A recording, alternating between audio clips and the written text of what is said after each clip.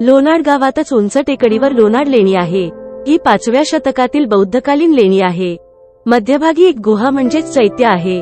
त्याच्या प्रवेशद्वाराजवळच एक साधारण 6 फूट उंच असे दगडातील कोरीव शिल्प दिसतात। एकेकाळी बौद्ध भिक्खूंचे निवासस्थान म्हणून ओळखली जायची। लोणाडची लेणी तशी प्रसिद्धीच्या झोतापासून लांब आहे। ती लेणी आता खंडेश्वरी देवीचे मंदिर म्हणून ओळखली जाते। भिवंडीहून मुंबई नाशिक महामार्गावरून थोडे पुढे गेलात तर सोनाळे फाटा लागतो।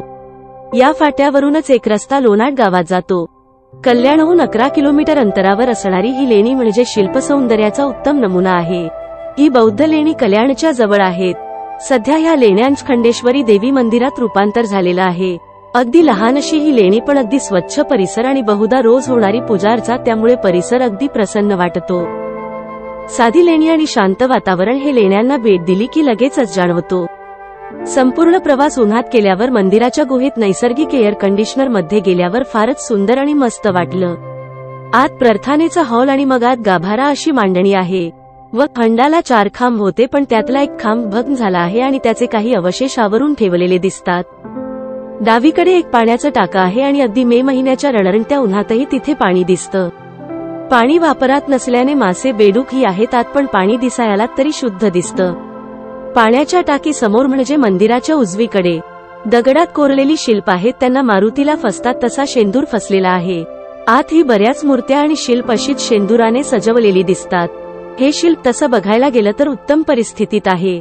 या शिल्पाबद्दल माहिती उपलब्ध झाली, पण 2 वेगळ्या माहित्या पदरात पडल्या। म्हणजे एक अशी की दुसरा खुसरू याने पुलकेशीच्या दरबाराला दिलेल्या भेटीचे हे दृश्य आहे, तर दुसरी माहिती अशी की हा प्रसंग बौद्ध आपल्या वडिलांच्या राज्यात ज्ञानप्राप्तीनंतर येऊन पूर्वजन्माची माहिती देतानाचा प्रसंग आहे। शिल्पामध्ये राजा, दरबार, सेवक, कलाकार दिसतात। थाना सभागृहात विशेष असं काही नाही। मूळ गाभाऱ्याच्या बाजूला 2 कोनाडे कोरले आहेत, त्यात एका कोनाड्यात गणपती आणि मूषकाची मूर्ती आहे तर दुसरा कोनाडा रिकामा आहे। गाभाऱ्याच्या समोरील यज्ञकुंड आणि लेण्याच्या बाहेरील तुळशी वृंदावन हे नवीन बनवलेले दिसतात। गाभाऱ्यातही एका ठिकाणी पाण्याचा प्रवाह आहे आणि एका खड्यात पाणी झिरापाताना दिसतं। मंदिराच्या गाभाऱ्यात खंडेश्वरी देवी आणि हनुमान अशा मूर्त्या आहेत। मंदिराच्या गाभाऱ्यात आम्हाला एक रंगीबेरंगी बेडूक ही दिसला। हायलर्न नेग्रोवटाटा जातीचा हा बेडूक होता। लेण्याबाहेर वेडा, रघु, दयाळ वगैरे पक्षीही दिसले। देवी मातेचं दर्शन घेऊन लोणाड गावात असलेल्या प्राचीन शिवमंदिर बघायला आम्ही निघालो। लेणी पाहून टेकडीवरून खाली उतरल्यावर गावातील शिलाहार काळातील प्राचीन शिवमंदिरही पाहण्यासारखे आहे। मंदिराचा बाहेरील भाग थोडा जीर्ण झालेला असला तरी मंदिराच्या विविध भागांचे अवशेष विखुरलेले दिसतात।